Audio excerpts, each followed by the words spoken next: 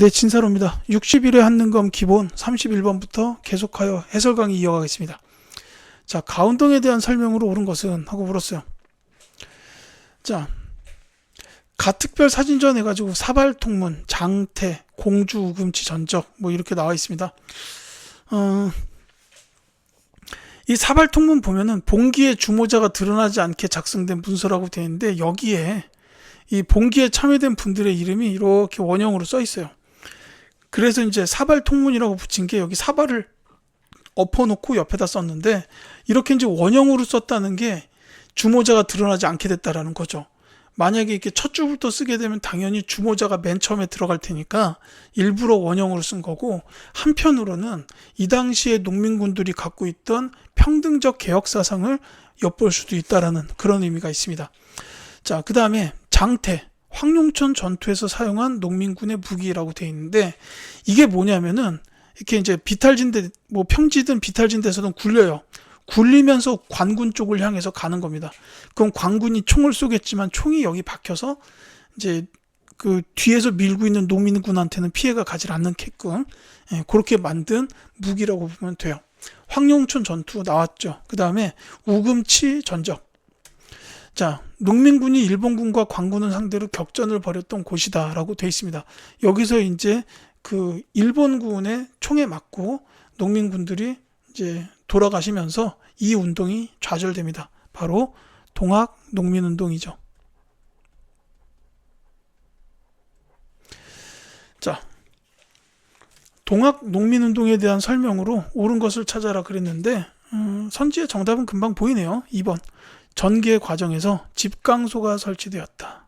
자, 이 집강소는 농민들이 전주 화약 이후에 설치한 그 자치적인 개혁기구죠. 여기서 패전 개혁안들을 내놨습니다. 거기에 내용 중에 보면 신분제 폐지, 과부의 재가 허용 같은 이런 굉장히 근대적인 사상이 담겨 있는 내용들이 있었고, 이런 개혁적 내용들은 이 동학농민운동이 좌절된 이후에도 갑오개혁에 반영되어서 그대로 실행이 됐다라는 것도 기억해 주십시오. 자, 박규수가 안핵사로 파견되었다. 요거는 임술 농민 봉기. 이 사건 때문에 박규수 선생님께서 안핵사로 이제 진주 지역 주변을 가서 조사한 결과, 삼정의 문란 때문에 백성들이 먹고 살기 힘들어서 그렇습니다 해가지고 삼정 이정청을 설치하게 됐죠. 자, 한성 조약이 체결되는 결과를 가져왔다. 요거는 이제 갑신정변입니다. 김옥균, 박용효, 서강범, 서재필, 홍영식 이런 급진개혁파 세력들이 일으킨 정변 3.1천하로 끝나죠. 청나라 군대가 개입하면서 3.1천하로 끝나는데, 이때 이제 갑신정변의 영향으로 맺어진 조약 중에 이제 일본과 조선이 맺은 게 한성조약. 그 다음에 그 청나라가 일본과 맺은 게 텐진조약이 있어요. 자, 평안도 지역 차별에 반발하여 일어났다. 홍경래의 난. 자, 홍경래의 난 때는 이제 뭐 그 세도 정치기의 수탈, 그것도 원인이 되지만 그 평안도 지역에 대한 차별도 굉장히 중요한 원인이었다. 이렇게 이해해 주시면 되겠어요. 32번 가겠습니다. 가라, 제도에 대한 설명으로 옳은 것은 하고 물었어요. 자, 가를 보니까 처음으로 독서 상품을 정하여 관리를 선발하였다라고 되어 있죠. 이건 이제 말 그대로 독서 상품과.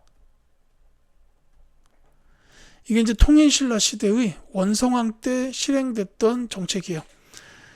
그러니까 관리 선발의 새로운 제도를 정한 건데, 제대로 시행되지는 못했습니다. 그 다음에 쌍기의 말을 받아들여 과거로 관리를 뽑았으며, 이로부터 학문을 숭상하는 풍조가 비로소 일어났다라는 거죠. 자, 이거는 과거제 시행. 자, 고려의 광종 때입니다. 자, 그 다음에 천거한 사람들을 한 곳에 모아 시험을 치르면 많은 인재를 얻을 수 있을 거다. 한나라에서 시행한 혈량과의 뜻을 이은 것이다 라고 되어 있죠. 여기도 나왔지만 이거는 혈량과 실시예요. 자, 요거는 이제 중종 때 시행이 됐는데, 특히나 조광조, 요 분의 이름을 같이 기억해 두시면 되겠습니다. 자, 군국 기무처에서 올린 의안에 과거제 변통에 대한 재가를 받아 별도로 선고 조례를 정한다라고 돼 있어요. 자, 요거는 과거제 폐지. 이게 이제 그 1차 가보기역대입니다. 자, 요 가에서 라까지의 제도에 대한 설명으로 옳은 것은 하고 물어봤는데, 제가 이렇게 말씀드린 걸 쭉 보다 보면 그 연결되는 부분이 분명히 있습니다. 그 정답은 3번. 조광조 등 살림 세력이 실시를 주장하였다라는 게 바로 다에 나왔던 현량과랑 정확하게 맞는 설명이 되겠죠. 자, 문과, 무과, 잡과로 구분하여 선발하였다. 이거는 과거제는 맞는데요.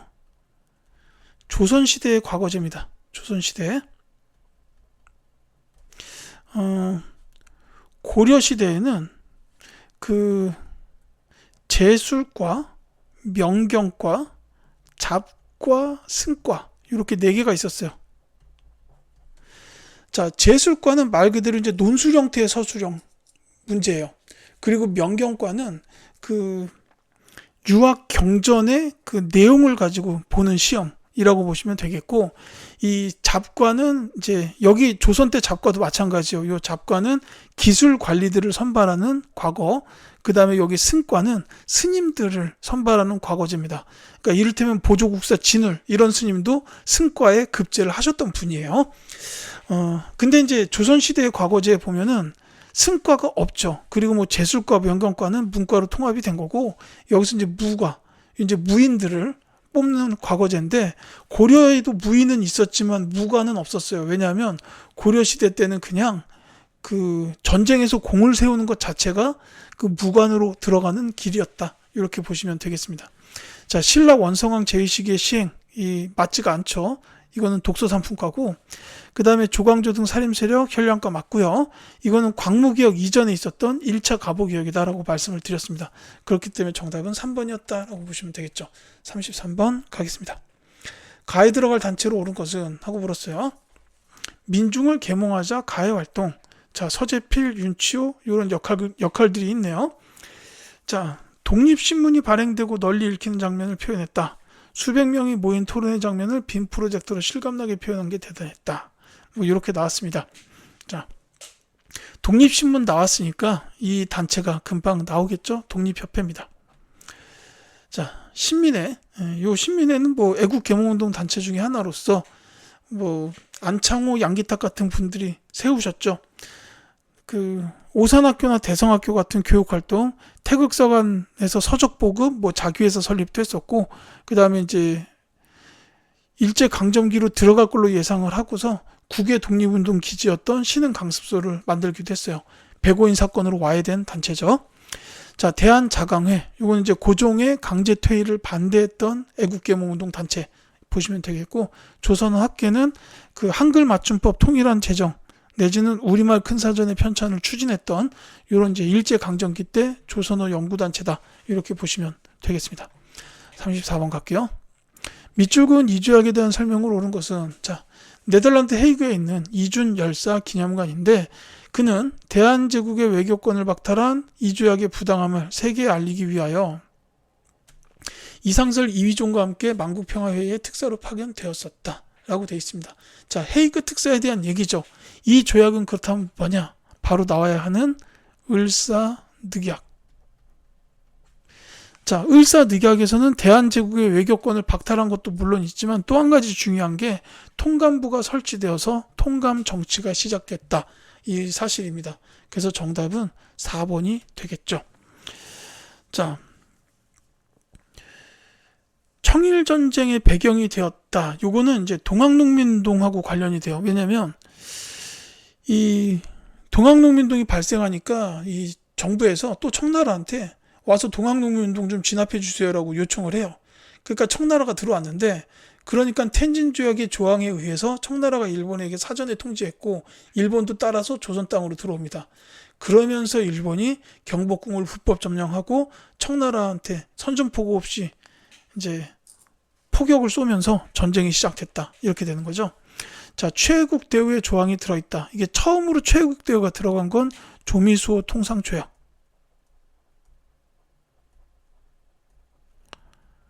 뭐 이후에 맺어진 뭐 조영수호 통상조약, 조푸수호 통상조약 내지는 조일 통상장정 이런 데다 전부 최국 대우가 들어갔습니다. 자, 운요 사건을 계기로 체결된 거는 강화도 조약이죠. 부산, 원산, 인천 등 3개 항구가 개항됐던 불평등 조약, 조일 수호 조규라고도 부릅니다. 같이 기억해 두시길 부탁드립니다. 자, 35번 가시기에 시행된 정책으로 옳은 것은 하고 물었어요. 자, 고종은 국가의 위상을 높이기 위해 황제에 오르고 가의 수립을 대내외에 선포했다.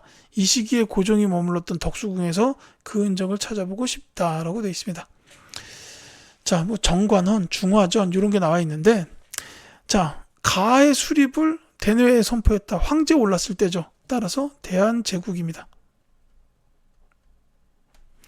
자, 대한제국에서 시행된 정책을 찾는 문제죠. 자, 정답 금방 나올 겁니다. 바로 1번 지계가 발급되었다라는 건데, 이 고종이 대한제국을 수립한 후에 바로 이어서 광무개혁을 추진하죠. 그 광무개혁의 과정 중에 양전사업 시행되고 지계가 발급됐다라는 이 내용이 있습니다. 그래서 이건 이제 대한제국 시기에 시행된 정책이 맞죠. 자, 척합의가 건립된 거는 흥선대원군 때입니다. 이제 병인양요랑 신미양요를 겪은 당시의 집권층 흥선대원군이 서양 세력과는 수교하면 안 되겠구나, 이런 의지를 담아서 세웠던 비석이 바로 척합의. 자, 홍범 14조가 반포된 거는 요 대한제국이 수립되기 전 2차 갑오개혁 때입니다. 자, 치안유지법이 제정된 거는 1920년대. 일제가 독립운동가들을 탄압하기 위하여 만든 법이다, 이렇게 보시면 되겠죠. 36번 밑줄근 2부대에 대한 설명으로 옳은 것은 하고 물었습니다. 자, 이복의 나는 마침내 의병에 합류하였네. 황제 폐하께서 강제로 그 자리에서 내려오셔야 했던 사건은 여전히 울분을 참을 수가 없게 만드네. 일제가 끝내 우리 군대를 강제로 해산시키는 과정에서 동료들의 죽음을 보면 가만히 있을 수 없었네. 나는 13도의 의병에 모여 조직되고 이인영 총대장이 지휘하는 이 부대에 가담하여 끝까지 나라를 지키려고 하네. 자네도 우리와 뜻을 같이 하면 좋겠네. 옛 동료가 라고 되어 있습니다. 자, 쭉 읽다 보시면 상황 아시겠죠? 특히나 이 우리 군대를 강제 해산시켰다라는 거는 한일 신여병, 이 조약을 다른 말로 정미 7조약이라고도 불러요. 그 다음에 여기 보면 이제 고종의 강제 퇴위 나와 있습니다. 이제 요 두 가지의 일이 결합되면서 이제 의병이 만들어졌다라는 거죠. 그 이 의병은 바로 정미의병입니다. 자, 여기 13도는 나와 있어요. 13도 창의군. 그리고 이들이 서울 진공작전을 수행해요. 자, 그래서 정답은 1번입니다. 정미의병의 가장 대표적인 키워드가 13도 창의군. 그러니까 저 13도라는 게 우리나라 땅 13개예요. 뭐 함경남도, 함경북도, 경상남도, 경상북도, 전라남도, 전라북도, 이런 식으로 이제 다 해서 13개의 도인데 이 지역별로 다 일어났다는 얘기죠. 그러니까 규모가 굉장히 컸다. 이렇게 보시면 되겠어요. 이 서울 진공작전 이제 전개를 했어요. 그러니까 이때 이제 일제가 열받아가지고 대응했던 방식이 뭐냐면 남한 대토벌. 심화 시험에서는 얘가 나올 수도 있어요. 같이 기억해 두셨으면 좋겠습니다. 자, 일제의 탄압을 피해서 자유시로 이동하였다라고 되어 있는 거는 요거는 그 대한 독립군단. 홍범도 장군의 대한독립군과 김좌신 장군의 북노군정서 등 여러 부대가 청산리 전투를 마친 이후에 대한독립군단으로 통합이 돼요. 근데 간도 참변을 겪으면서 이제 간도 지역에서 활동하기가 어려워지니까 러시아의 자유시로 갔습니다. 물론 여기서도 자유시 참변 겪으면서 이제 활동이 크게 위축되게 됐다라는 거죠. 자, 어제연의 지휘 아래 광성보에서 활약하였다. 이건 이제 뭐 부대로는 뭐 그냥 어제연 장군의 부대 이거고, 이제 관련된 사건은 신미양요죠. 자, 황푸군관학교에서 군사훈련을 실시하였다. 자, 요거는 그 의열단이에요. 이제 김원봉 선생께서 3.1운동 직후에 의열단을 설립하신 이후에 이제 뭐 김상옥 의사, 나석주 의사, 김익상 의사, 김지섭, 박지혁 의사 뭐 이런 분들이 막 의거 활동을 다양하게 전개를 했어요. 근데 일제 이놈들이 바뀌질 않습니다. 저 쓰레기 같은 놈을 죽였더니 또 다른 쓰레기가 그 자리에 와요. 뭐 그런 식이라 이렇게 개별적 투쟁으로는 안 되겠구나라고 한계를 느끼고 조직적인 군사투쟁으로 가야겠다. 이렇게 결심하시고 이제 김원봉 선생께서 당시 의열단원들을 이끌고 황푸군관학교로 입교하셨다라는 게 이제 연결이 되죠. 이게 나중에 조선혁명 간부학교로 연결되고 조선의용대의 설립으로 이어질 겁니다. 자, 그 다음은 37번 밑줄그은 전투로 오른 것은 자 1920년 10월 김좌진의 북로군정서군 등 독립군 연합부대가 백운평, 천수평, 어랑촌 일대에서 일본군과 크게 싸워 승리한 전투입니다. 라고 나와 있어요. 자, 바로 나와야죠. 청산리 전투입니다. 정답은 3번이에요. 앞 문제에서 제가 그 자유시 이동 관련된 게 대한독립군단이다. 이런 거 말씀드리면서 다 설명을 드렸습니다. 이 청산리 전투는 백운평, 청수평, 어랑촌 이 청산리라는 지역 일대의 여러 곳에서 계속해서 이겼던 전투예요. 심지어 이때는 막 그 일본군 숫자가 훨씬 많았는데도 우리 독립군들이 뭐 자연적인 현상이나 지형들을 적절하게 활용을 해가면서 일본군을 크게 무찔렀던 전투다. 대단히 중요하고 이게 이제 가슴이 웅장해지는 그런 전투로 볼 수 있습니다. 자, 백강 전투는 요거는 이제 제가 앞 영상에서 말씀드렸는데 백제의 부흥운동의 마지막 전투였어요. 이때 일본까지 막 군대를 많이 보내가지고 도와줬지만 나당 연합군에게 패했습니다. 그 다음에 이 진주성 전투는 김시민 장군 임진왜란 때 그 김시민 장군께서 이끄셨던 그 진주성 전투라고 보시면 돼요. 여기서 이제 일본군에게 승리를 거뒀죠. 이거는 굉장한 의의가 있습니다. 이제 여기 일본 있고 이렇게 들어왔단 말이에요. 그래가지고 이렇게 갔어요. 근데 사실 이때 일본은 원래 중국까지 넘어가서 전쟁을 하려고 생각하고 있던 때였고, 그렇게 하기 위해서는 이 전라도 지역에 여기를 확보할 필요가 있었어요. 왜냐하면 이 전라도가 굉장한 곡창지대이기 때문에 일본이 여기를 확보해 놓고서 계속해서 이제 자체적으로 여기를 통해서 보급을 받으려고 했다라는 거죠. 근데 그 한산도 대첩에서 이제 이순신 장군께서 막아버려요. 그러니까 이 남해 지방의 제해권을 전부 다 조선이 계속해서 갖게 됩니다. 그래서 일본이 바다를 통해서 전라도 쪽으로 가는 거는 불가능해져요. 그러니까 이제 육로를 통해서 전라도로 가려고 그랬는데 이 김시민 장군께서 진수정 전투를 승리를 이끌면서 막아버립니다. 그러니까 이제 일본이 전라도 쪽으로 가는 길을 이제 확보를 못해요. 그러면서 이제 힘이 빠집니다. 그 상태에서 명나라가 참전을 하면서 조명연합군이 평양을 탈환하고 이제 다시 이렇게 밑으로 내려오는 이 흐름으로 이어진다라는 거죠. 자, 그 다음에 이 대전자령 전투는 한국 독립군. 자, 이거 지청천 장군께서 이끄신 부대입니다.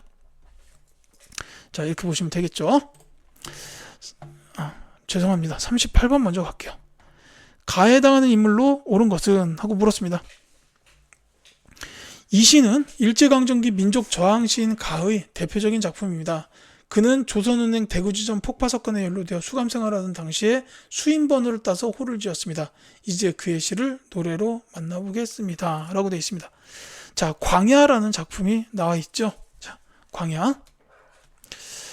자, 뭐 읽어보시면 알겠지만 다시 천고의 뒤에 백마 타고 오는 초인이 있어 이 광야에서 목놓아 부르게 하리라 라는 굉장히 이렇게 좀 뭔가 이렇게 좀 큰 웅장한 그런 이제 그런 세계를 많이 노래를 했어요. 물론 이제 저항적인 의미가 가득 담겨 있는 시죠. 이제 그 외에도 꽃, 그 다음에 절정. 제가 이제 특히 절정을 되게 좋아하는데 매운 계절에 채찍에 갈겨 마침내 북방으로 휩쓸려 오다. 뭐 이렇게 시작해서 겨울은 강철로 된 무지개인가 보다. 이렇게 끝나는 시 있죠. 자, 이 분은 바로 그 이육사 시인이십니다. 정답은 3번이에요. 자, 원래 이제 본명은 이원록 선생님입니다. 근데 이분께서 이제 감옥 생활을 17번이나 하셨어요. 이제 그 과정에서 이제 수임 번호를 264번을 받으니까 그걸 가지고 이제 본인의 필명을 쓰셨다라는 게 이제 이육사 선생이라고 이렇게 된 겁니다. 자, 다른 분들도 전부 다 이제 시인입니다. 자, 요 시문, 이분은 상록수를 지으신 분이에요. 분하로드 운동하고 관련이 있죠. 동아일보에 연재됐던 소설입니다. 다만 이분도 시인이었어요. 그 시로서는 그날이 오면 이런 작품이 있습니다. 이거 읽어보면 정말 가슴이 아플 정도로 이렇게 뭔가 감동적이에요. 막 이제 그렇고, 자, 이분 윤동주 시인, 예, 워낙 유명하죠. 이제 1930년대 대표적인 저항 시인이고, 특히나 이제 자기 자신에 대한 그 성찰, 그 부끄러움을 이제 드러내는 노래를 많이 쓰셨어요. 이제 뭐 서시 같은 작품 있고, 뭐 자화상, 참회록 이런 작품이 있잖아요.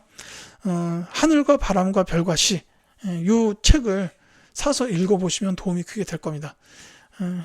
오랫동안 시를 쓰시지 못하고 일찍 이제 감옥에서 돌아가시게 됐죠. 자, 한용운 선생, 만해 한용운 선생님이죠. 불교 쪽 승려이면서 시인이셨던 분입니다. 대표작으로는 님의 침묵, 알 수 없어요. 이런 작품이 있죠. 자, 다음 문제 가겠습니다. 39번. 밑줄 그은 이 정책으로 옳은 것은? 하고 물었습니다. 2만원 쌀을 전부 일본으로 가져간단 말인가? 그렇다네.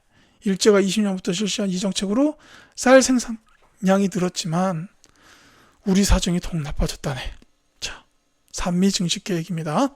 정답은 3번이고, 자, 이 방공령은 이제 개항 시기에 일본 쪽으로 쌀이 너무 많이 넘어가게 되는 걸 방지하기 위해서 이제 지방 수령이 이제 발령할 수 있었던, 그러니까 쌀 유출을 방지하는 명령이라는 뜻이에요. 요건 이제 조일 통상 장정 때 만들어졌어요. 심화 시험을 볼 생각이라면 요거까지는 기억하셔야 됩니다. 이 방공령은 조일 통상 장정 때 협의가 됐습니다. 그래서 나중에 1889년, 1890년에 방공령을 선포를 해요. 근데 일본이 우리는 한 달 전에 통보받은 거 없다. 너네 한 달 전에 통보하기로 하지 않았냐? 왜 통보 안 했냐? 실제로 통보했는데요. 막 이렇게 억지를 부려가지고, 당시 우리나라 힘 없잖아요. 그러니까 결국 일본한테 배상금 지불하고 방공령 철회하는 이런 일이 있었다라는 거죠. 이게 방공령이고, 자, 요 신해통공은 정조 때 있었던 일이죠. 금난전권 폐지. 유의전을 제외한 모든 시전 상인들이 갖고 있던 금난전권을 없애는, 그러니까 이거는 이제 상업활동 장려 정책 이렇게 보시면 되겠고, 이 토지조사 사업은 1910년대에 있었던 이제 일제가 세금을 걷어들이기 위해서 벌였던 사업이다. 이렇게 보시면 되겠습니다. 물론 토지도 많이 수탈됩니다. 그 다음에 요 삼위 증식계획 여기도 나와 있지만 우리 식량 사정 더욱 나빠졌다. 뭐 이렇게 되어 있는데, 실제로 우리 농민들은 이제 질 좋은 쌀을 더 많이 생산을 해놓고서 그 쌀 먹지 못하고 만주에서 수입한 잡곡으로 끼니를 때우셨다라는 이런 안타까운 일이 있었죠. 40번 갈게요. 자, 다음 다큐멘터리에서 볼 수 있는 장면으로 적절하지 않은 것은 해가지고, 자, 일제 침략 전쟁에 동원된 한국인들 나와 있죠. 태평양 전쟁을 도발하면서 인적 물적 자원 수탈을 더욱 강화했다. 자, 징병제, 총알바지로 내몰린 청년 등들, 일본군 위안부, 인권을 유린당한 여성들. 자, 이거 보면 지금 일제 침략 전쟁이기 때문에 1930년대 중반 이후를 뜻해요. 사실 여기 본문에 나와 있는 걸로 보면 태평양 전쟁을 도발하면서 강화한 거기 때문에 1940년대까지를 보는 게 맞겠습니다만, 어쨌든 이 정도의 내용만으로 답을 찾을 수가 있습니다. 이때 대표적인 키워드 두 가지는 민족, 말살, 통치. 또 하나는 국가 총동원법이에요.